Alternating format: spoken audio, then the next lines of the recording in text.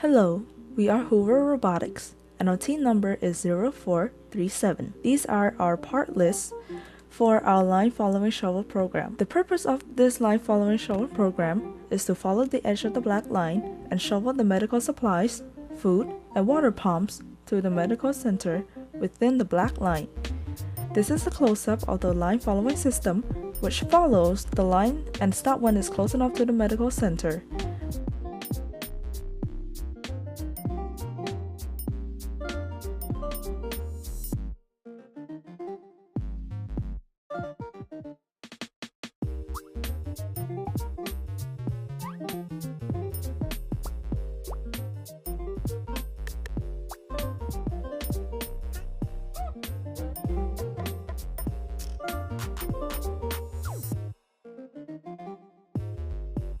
We tested the line following system using our game board and repeatedly ran and modified the program as needed.